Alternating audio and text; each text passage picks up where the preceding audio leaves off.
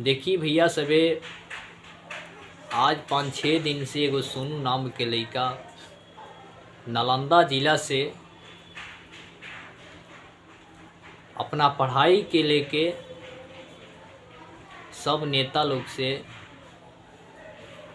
बिहार के मुख्यमंत्री नीतीश कुमार जी से, देश के प्रधानमंत्री श्री नरेंद्र मोदी जी से गुहार करता कि हमरा पढ़ाई के बारे में रुआ लोग सोची लगी। हमरा पढ़े के मन बा, हम पढ़ के कुछ करे के चाहतानी, अपना देश के सुधारे के चाहतानी। अपना देश में बहुत भ्रष्टाचार हो रहा बा, अपना देश बहुत देश से पीछे बा। तो रुआ लोगिन हमरा बारे में सोची लोगिन, हमरा पढ़ाई के बारे में रुआ लोग से यही विनती बा।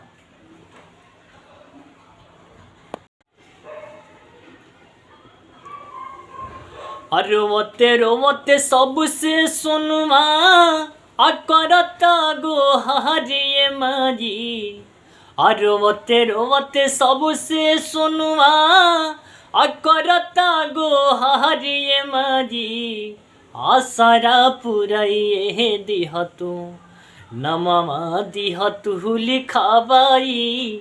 आसरा पुराइए दिहतु नहीं मांगे आन धन, नहीं मांगे पैसा हो। सबके माई के दिहतु बेटा बेटा ऐसा हो। नहीं मांगे आन धन, नहीं मांगे पैसा हो।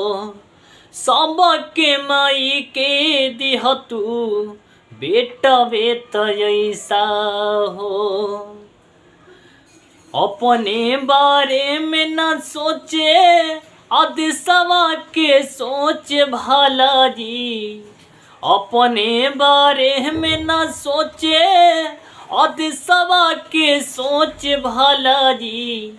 सपना पुराइए दिहतु नमवा दिहतु लिखाबाई। सपना पुराइए दिहतु रउवे लया सरा सोनू लगवले तबाटे।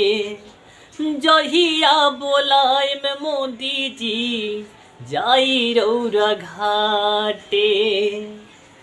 रउवे लया सरा सोनू लगवले तबाटे। जहिया बोलाए में मोदी जी जाई रौरा घाटे। सपना साकार होई ओकर जहिया रउआ नाम लिखावा जी। सपना साकार होई ओकर जहिया रउआ नाम लिखावा जी। सपना पुराइए दिहतु नमवा दिहतु लिखाबाई। सपना पुराइए दिहतु सबका से हम हथवा कहतानी जोड़ के। करजा चुकाइए भाई सभे वो करलोर के।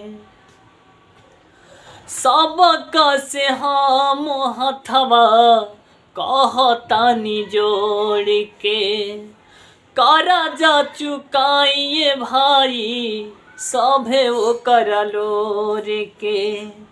धुरेंद्र रोवत बिलखात सबका के देता बतारी।